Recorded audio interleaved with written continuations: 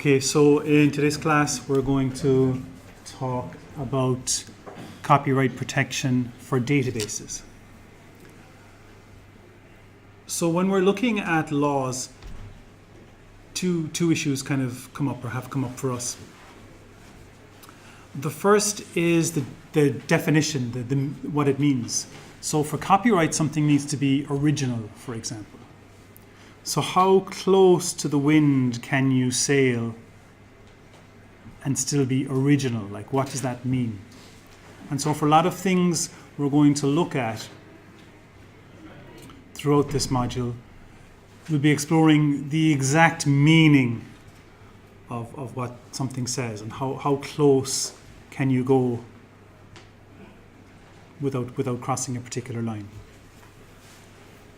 Another issue that comes up particularly for copyright is the fact that it was a principle that was designed for the book publishing industry to protect authors who write books.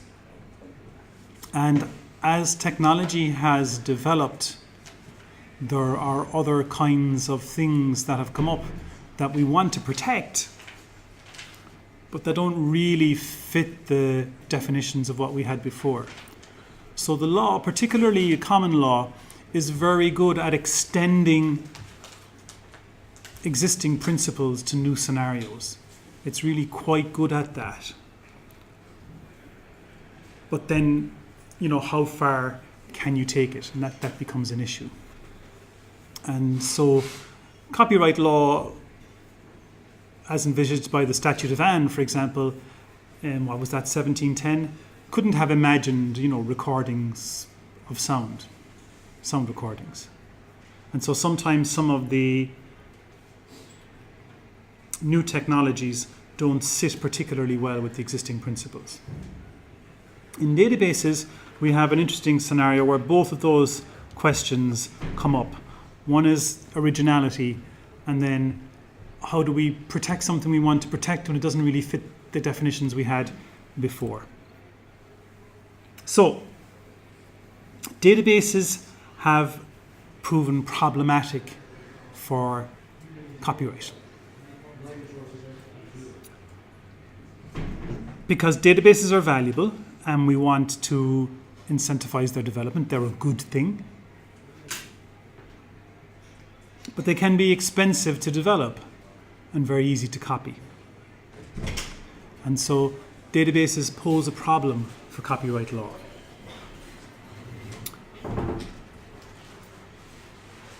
The problem is that the individual elements inside in the database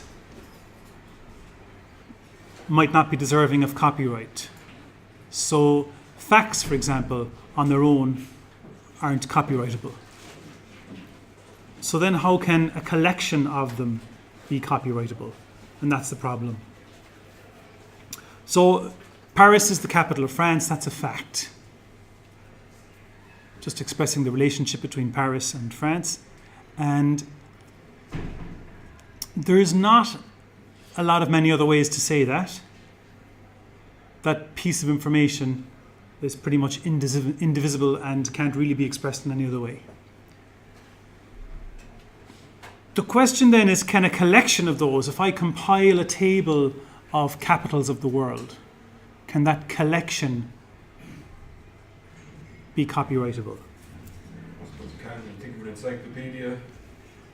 Yeah, so an encyclopedia is a collection of facts, although to be fair, the individual entries would be composed. If you were to take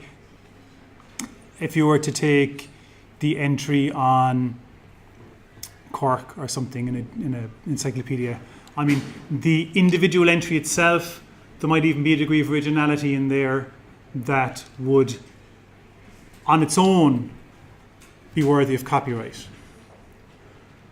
But were not the case, it raises the question, is the encyclopedia, is the collection of non-copyrightable works protectable?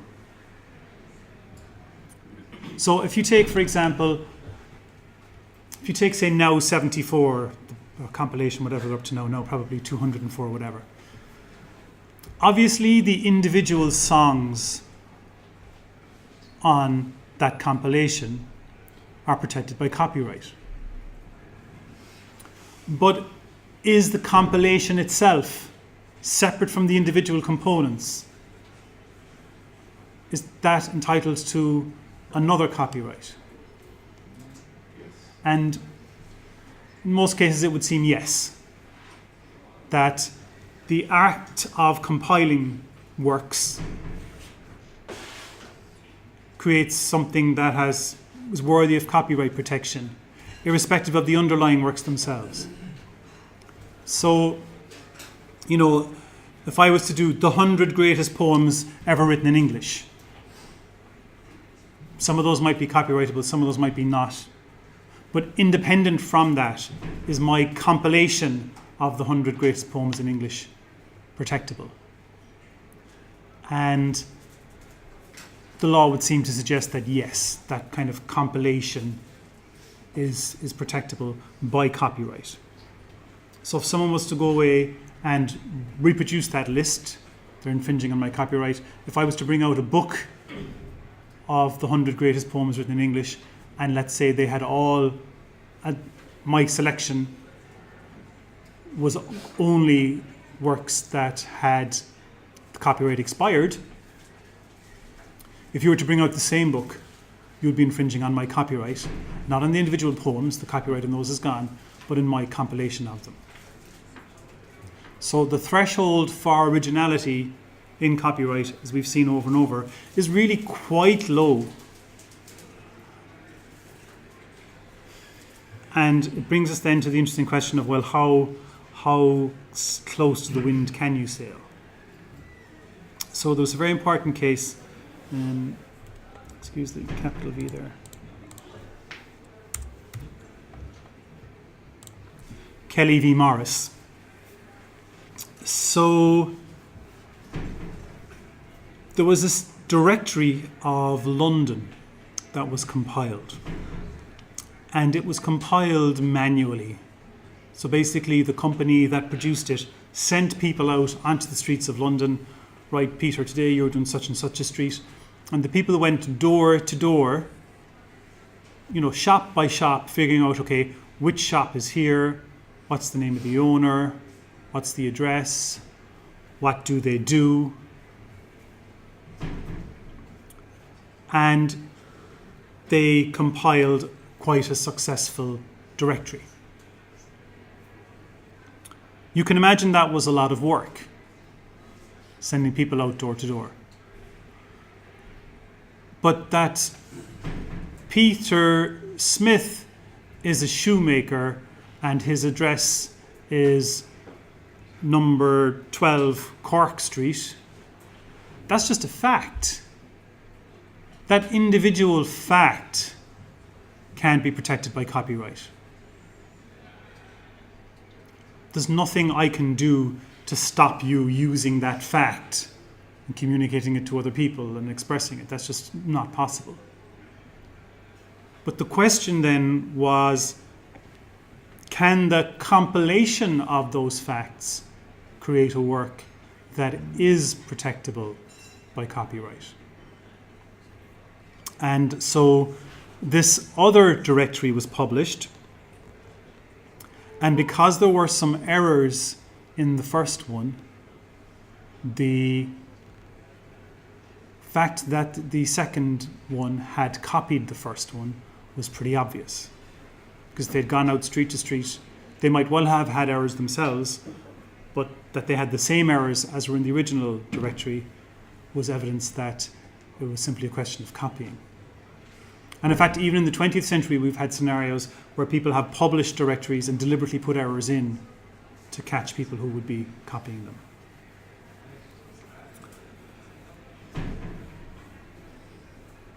It says here, obviously, that the court found this was an infringement, but would you think, is that something you would have guessed?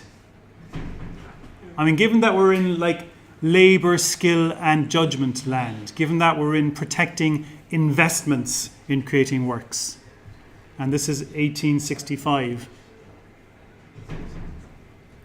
very much into protecting the labour, the effort. And so this is what the judge said.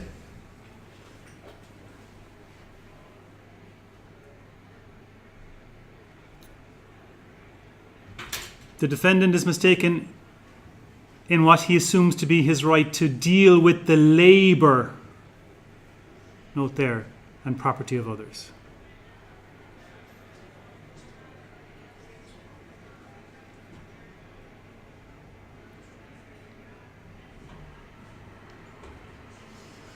A subsequent compiler is bound to set about doing for himself that which the first compiler has done. In the case of a road book, he must count the milestones for himself. So basically, in copying the directory, the second company had taken the labour of the first. And this was the problem. So the originality was based on the effort, on the labour. The fact that it was demonstrably unoriginal just shows how low a threshold for originality we have in copyright law. We're mostly interested in the effort, the investment. That's what we're trying to protect. So then, sometime later, we had a very similar case, I suppose, in that it was for diaries. And this was as close, this was even closer again, I suppose, to not being original. So Camp produced these diaries, and you know, at the start of diaries, there's all this information. Even now, if you do buy a paper diary, not that you get many anymore, there's all these kind of little bits of information at the start. So things like, you know, the dates of holidays, the postage rates, things like that were in these diaries. And, you know, the price for sending a telegraph, that's kind of an interesting one. I guess there was a time when it was important to know when grouse shooting began, when partridge shooting began, and when pheasant shooting began. You probably wouldn't see that in a modern diary.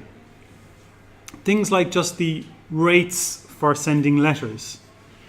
You can see it was a different time. Letters to the British Empire, USA, Egypt, and Tangier. And then things like that 1 inch is 25.400 millimeters. That 1 yard is 0.9 of a meter. I mean, these are facts. And the question then was, are these facts, when compiled, protected by copyright in the compilation? And so there was an important case. Another example of the kind of thing, the phases of the moon. Another big thing was light up times, the time at which you needed to turn on the lights on your car and your bicycle or whatever. I don't quite, they're mentioned quite a lot as being significant, and in 2017 I don't quite get them. It's like checking your phone to see if you need an umbrella, you just stick your head out the door. But it may have been something to do with the timing as well. Perhaps during the war, light up times had more significance. I'm not sure. So this was an interesting case. It's also quite extraordinary, I think, too, the extent to which life went on. So you have people arguing about the copyright in compilations of facts in 1944, when the Germans are raining bombs on London, not just with planes at this stage, but they had the rockets by now, so they were firing rockets on London as well, and you had people worrying about copyright. But I guess life goes on. So, Smithson published diaries in competition with Cramp, and Smithson copied Cramp's tables. So they published another diary with more of the same stuff, and they just went to the first one and just copied it. And so Cramp was complaining, and he went to court saying that the front couple of pages of his diary were copied. No, we don't mean actually photocopied. There would have been no photocopying at that stage. But the information was just taken and reset. And so initially the court found that there was a copyright infringement, but it eventually went to the House of Lords, and it found that there was no copyright.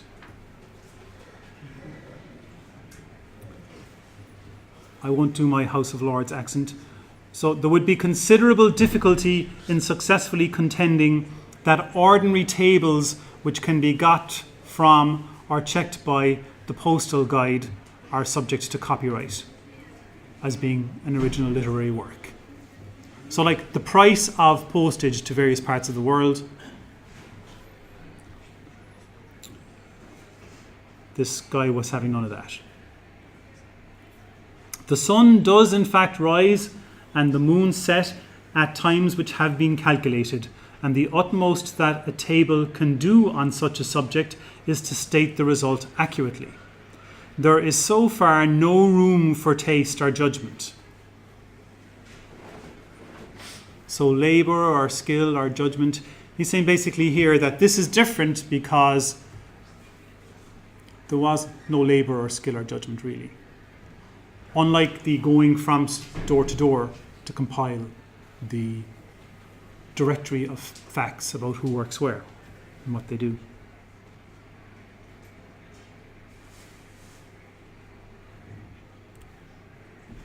There was 3 lords spoke on this. The collection is of an obvious and commonplace character, and I fail to detect any meritorious distinctiveness in it. Everyone expects to find in his pocket diary some useful general information about postage rates, weights and measures, significant dates and the like. So they're saying no, not having it. But again, it wasn't so much that the facts themselves were different from the directory case, but rather the effort in getting them was the issue.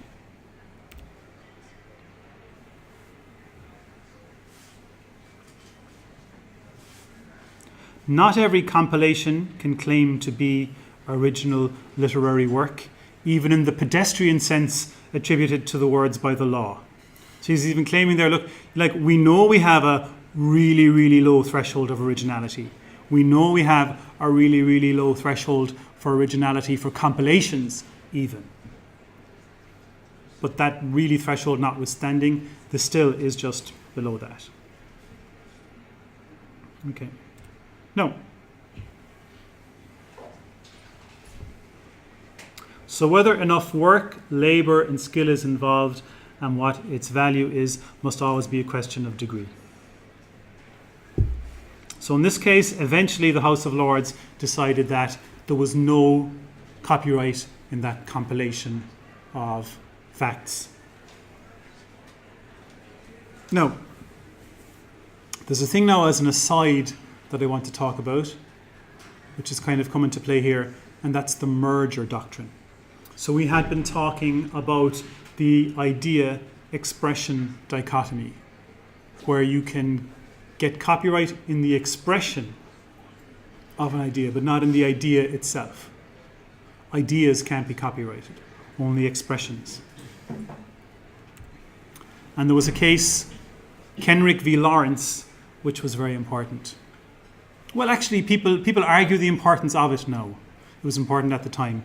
People would argue now that it's given too much importance. But so Kenrick was a printer, and the social history of this case is interesting because more and more people were beginning to vote, the franchise was being extended to the plebs, and he had the idea of producing cards with a drawing that explained to people who weren't literate how to vote. So it was a drawing of a hand with a pencil and a ballot paper putting an X in the box. And it was showing like, this is how you vote. And these were hugely popular. So Lawrence, who was another printer, did up his own ones. And Kenrick sued, saying that you've copied my drawing. Now, again, it's not a time when they had photocopiers and scanners, so he didn't actually copy it in the sense that we might understand it today. But he basically redrew the hand and the pen, putting an X in the box. And the court found that the number of different ways you could express that idea was limited to one, basically. The only way to draw a hand holding a pencil marking an X on the box is that one way. So when the number of ways you can express an idea is limited, then we say the idea and expression are merged. So even the expression can't be copyrighted.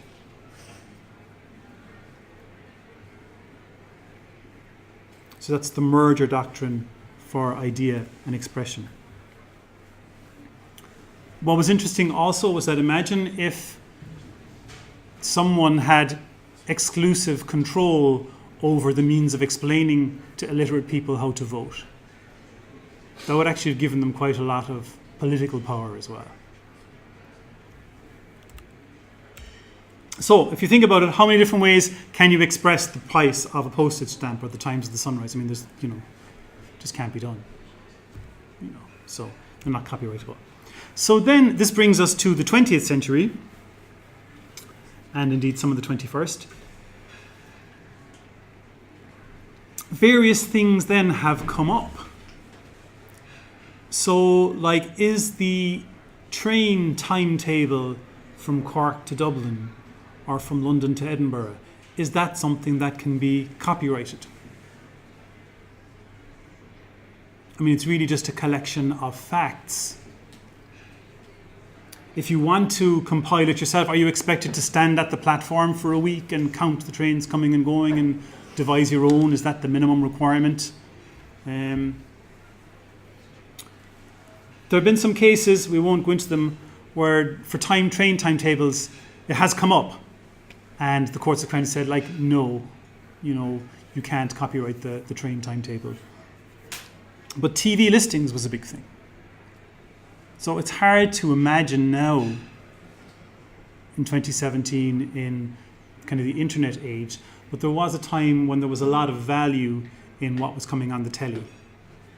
So in the UK, you would have had to buy the radio times to find out what was coming on the BBC, and the TV times to find out what was coming on ITV.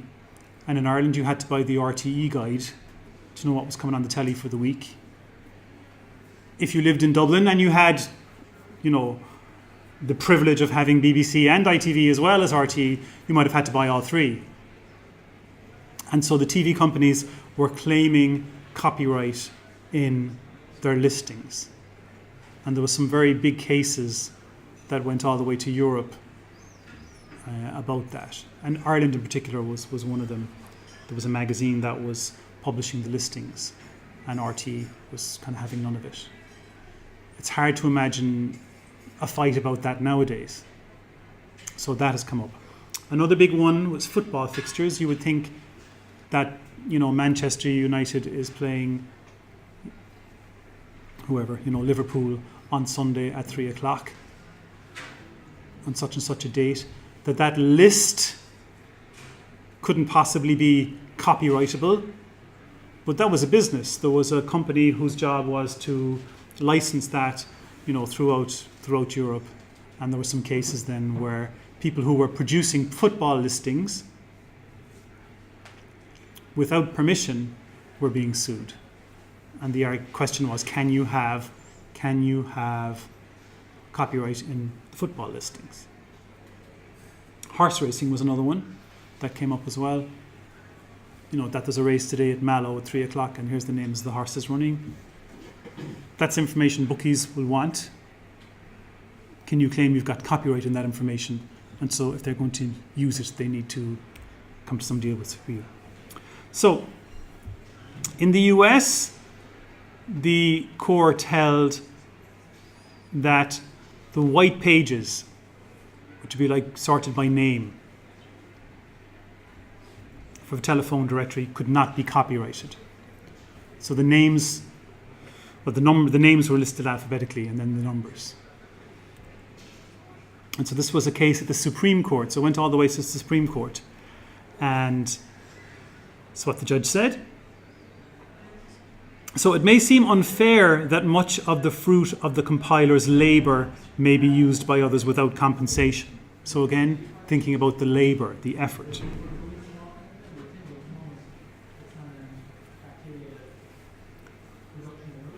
But the Supreme Court in the US took a different view to the UK. But the primary objective of copyright is not to reward labor of authors, but to promote the progress of science and useful arts. No, so this is saying, yes, the purpose of copyright is that instrumentalist view providing benefits to the society. But here it's saying that in that scenario, it's conflicting with that.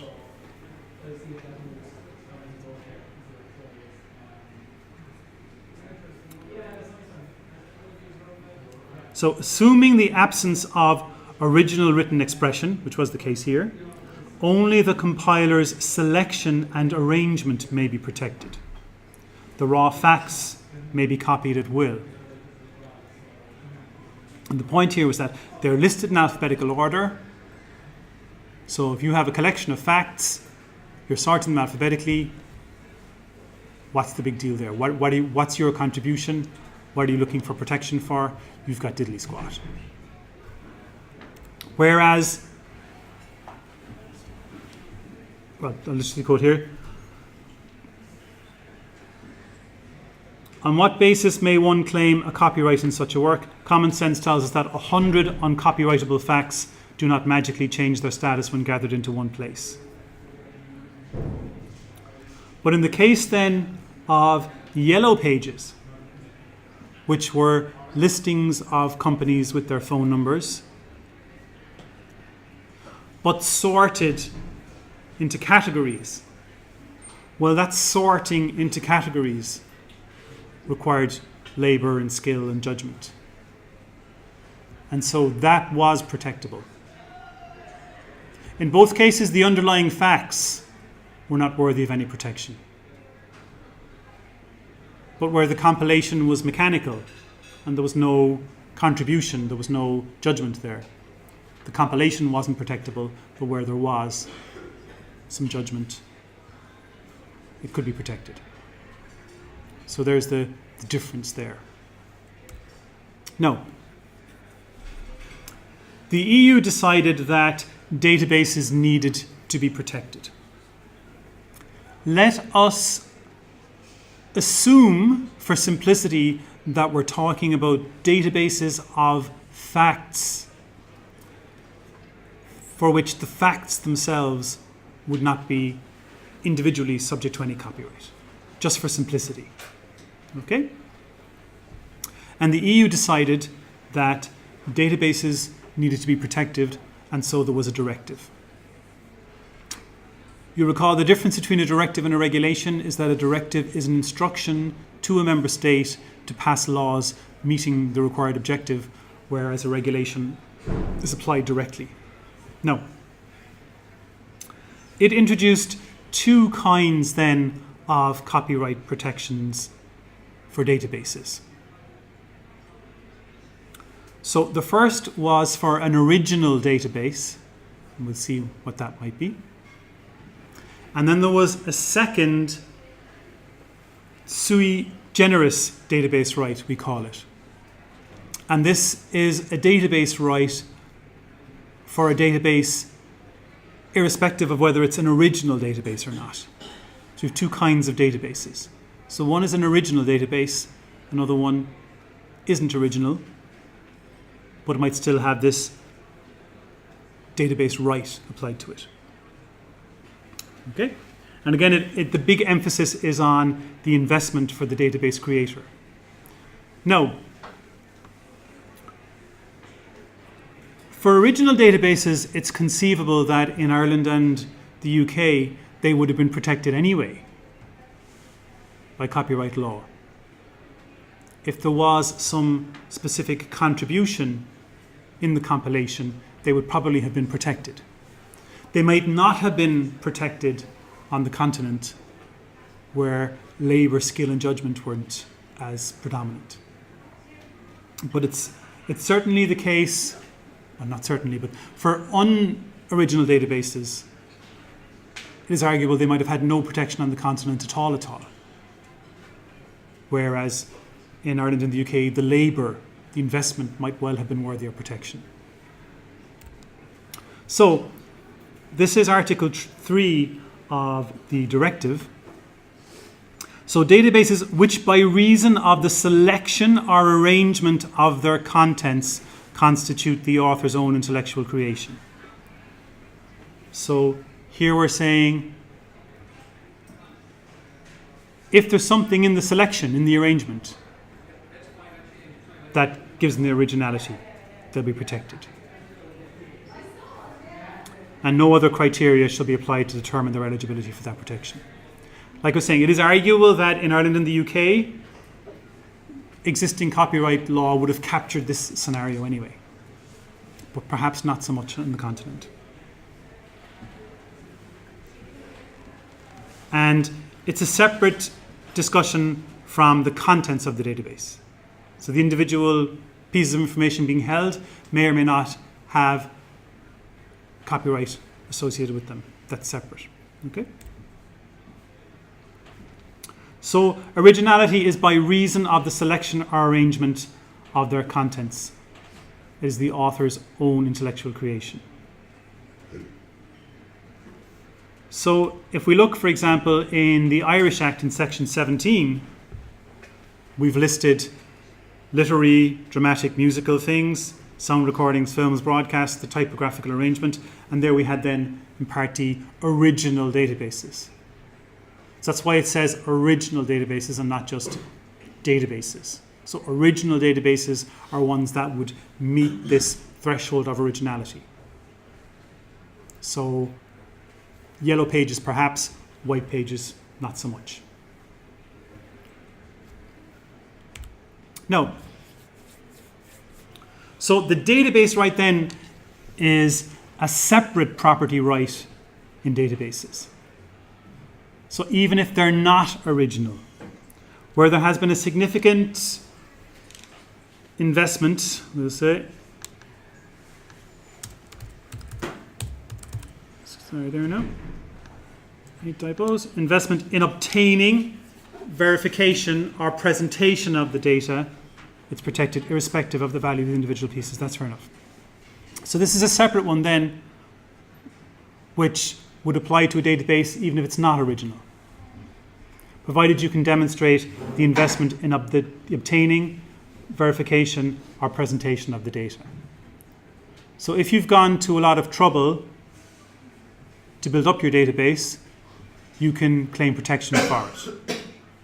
Now, if it's original, you may be getting protection on the double.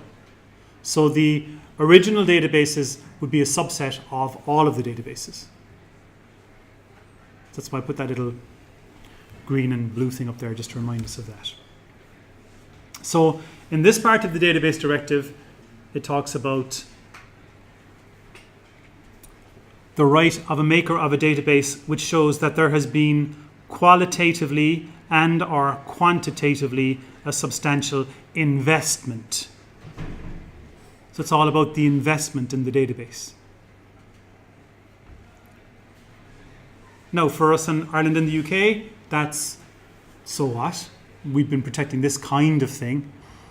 But on the continent, protecting something just because there was investment in it, that would have been quite a stretch for some jurisdictions, where the test for copyright protection was more to do with authors' rights than the instrumentalist view.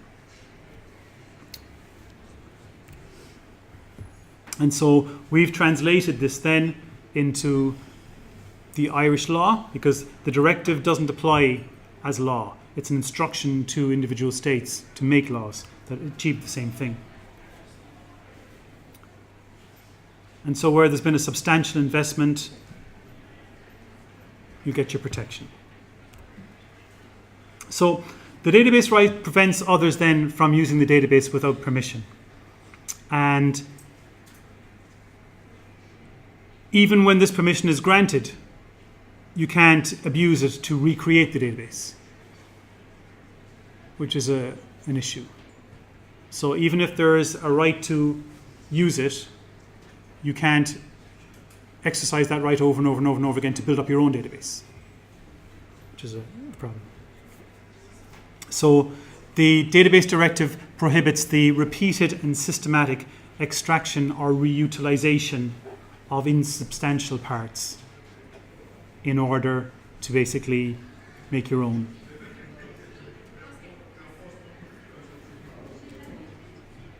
So there were a number of cases then involving horse racing and football fixtures. So the British Horse Racing Board compiled and maintained a database that contained information about horse owners, trainers, horse race organisations, everything you need to know about the horses. And it also had information about races, the name, place and date of each race, the distance over it's going to be run, the prize money, all that. And the database was accessible via their website. So anybody who wanted to could go along to their website and look up anything they wanted. Now that's important in the sense that there's permission there then clearly to access it. I mean, if somebody's putting this online in the database that you can access, then it's implied that there's permission to access it. Now, William Hill then launched an online betting site, and it used information published in newspapers and other publishers to provide the names of the horses running in races. So a newspaper would have said, these are the races that are on next week. People from William Hill would have got the newspaper and entered that into the database, whatever, calculated the odds. You can imagine the things bookies do. So the British Horse Racing Board then was claiming that William Hill was infringing its database right. I guess they wanted to earn some money from licensing that information.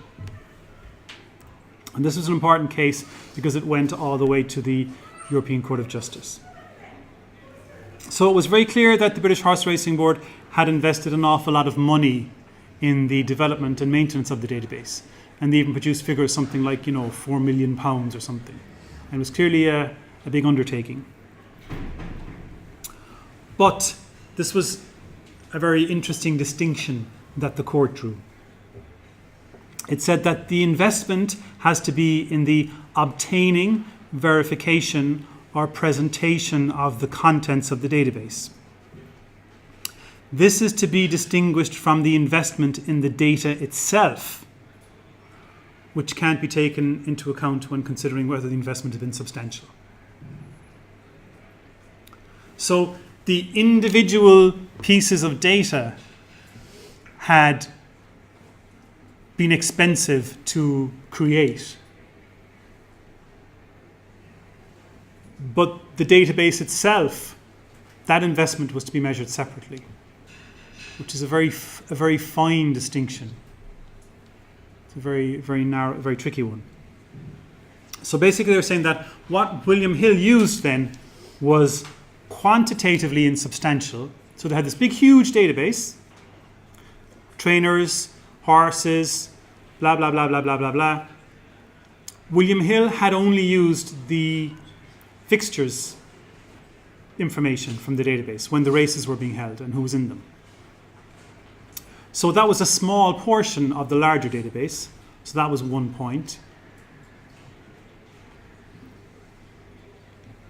And the investment that the company had put into the database wasn't independent from its creation. So qualitatively, it was a small part as well. It also found that William Hill's extraction and reuse of insubstantial parts didn't represent an attempt to rebuild the database and compete with it.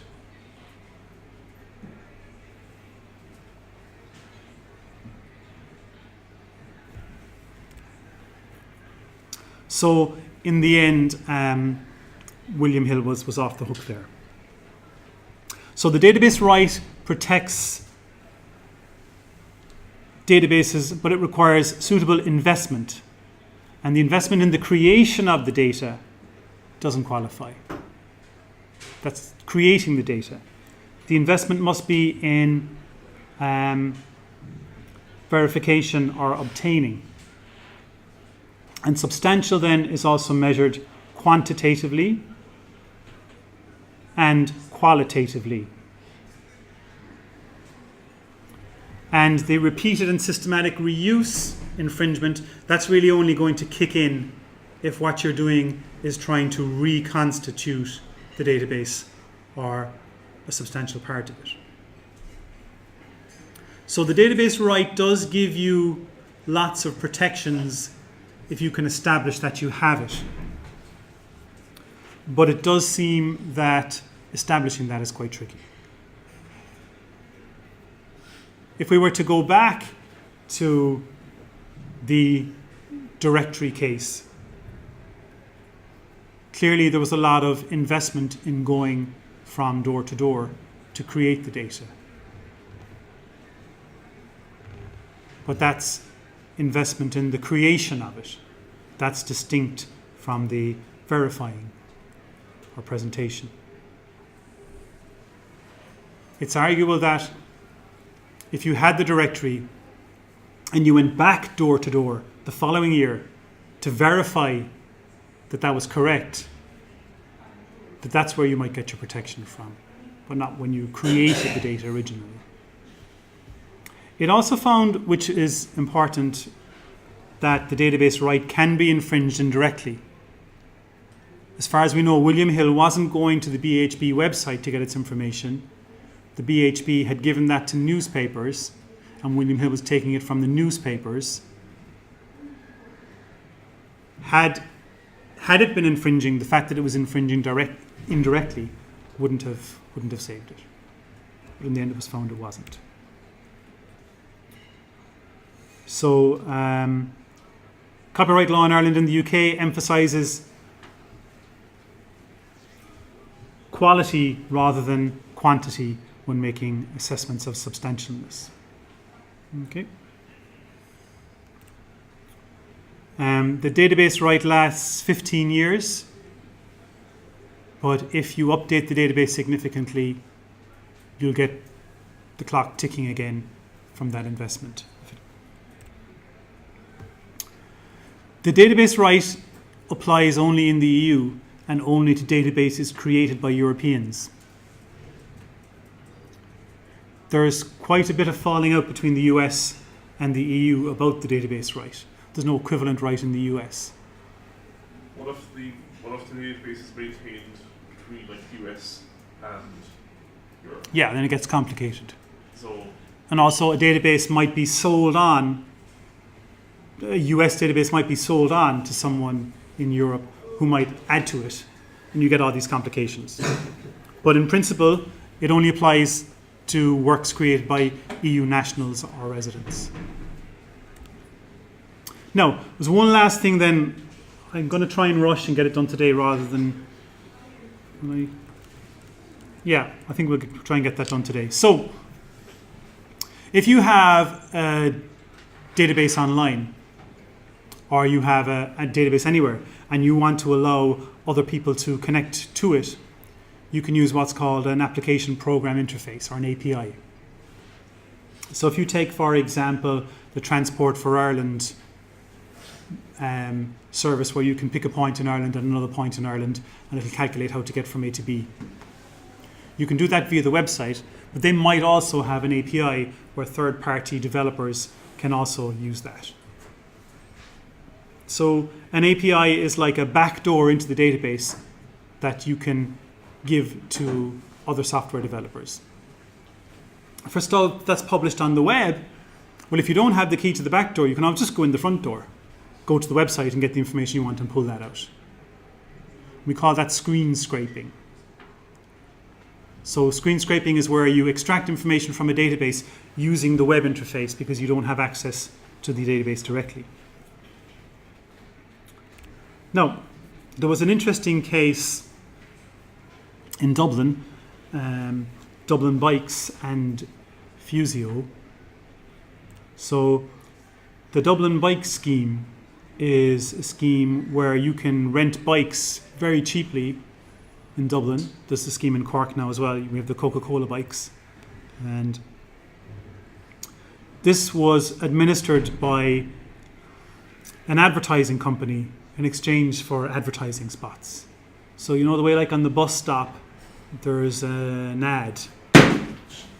In most cases the bus stop itself is maintained by the advertising company in exchange for the right to show ads there. And so this bike scheme was an extension of that. And the advertising company had a website that allowed you to check the availability of bikes at any of the particular points. So Fusio developed an app that allowed you, using the geolocation on the phone, to tell you where the nearest bike place was and how many bikes were there. So there might have been 3 bike stands nearby you. You might even have known about them beforehand.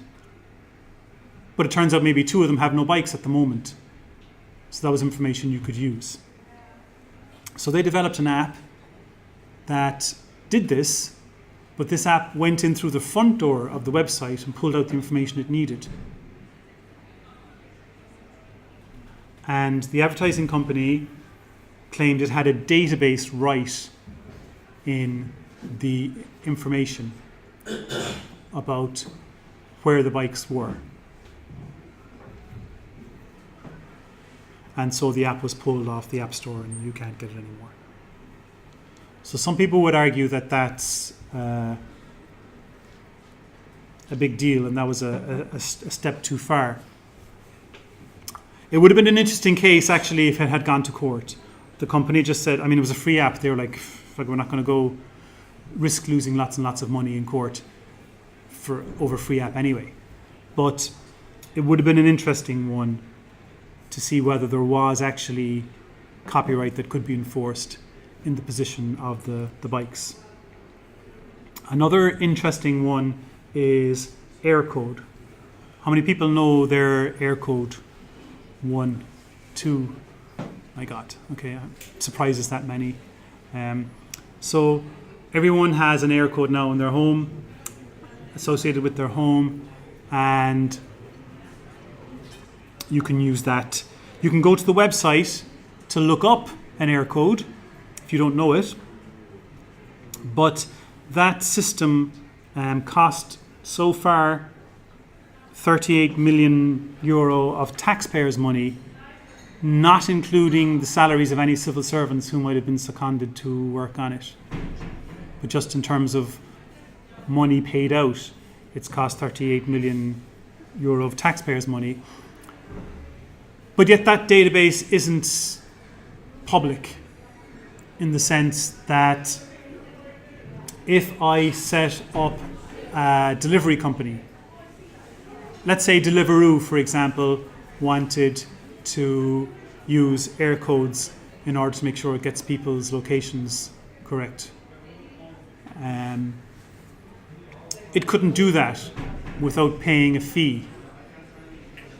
And so some people would argue, well, the taxpayers have paid for this.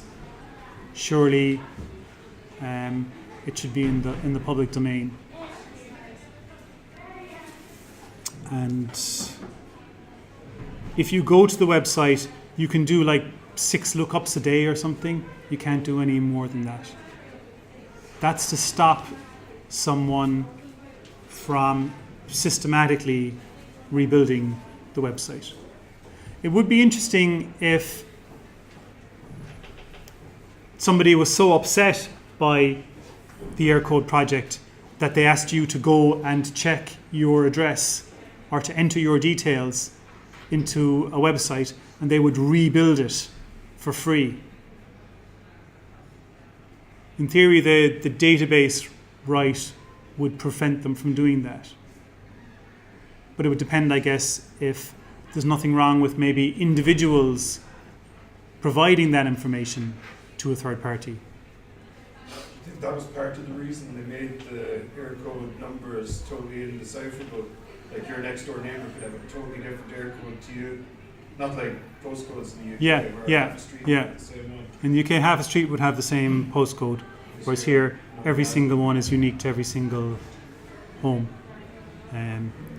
There are arguments for and against doing that, but it certainly doesn't. There's certainly less information value in the random one than there is in the geographic one. You know. So anyway, it's quite controversial, but it's an example of the database right being exercised. So the database right then. There's original databases, and they're protected by regular copyright. They're on the list of things that are protectable. Even if they weren't on the list, in some jurisdictions they might well have been protectable anyway. But for those to gather protection, there needs to be some input from the creator in terms of the structure of a selection. So my selection of the 100 greatest poems, that's me selecting. There's something of me in there. Or if I organize the information and I make choices about how to structure it, how to organize it, there's investment from me there. And the threshold for originality is really quite low, as we've seen. So it's a fairly low threshold for what you have to put in to get that protection. For the database right, the important point is that zero originality is required. Not even the low level of originality, low and all as that is required. No originality is required. Just investment. But that investment has to be in the database part, not in the creation of the data itself. Now, you could argue, where does that line get drawn? That's a tricky one. But it's a special, separate right. We call that a sui generis right. So there's two different rights there. It's easier to get the original database's protection. The database right is harder to get, but once you've got it, it probably gives you a lot more. And there isn't an equivalent in the US, which is a source of some tension. I have a little handout there for you as well. I'll just give you that.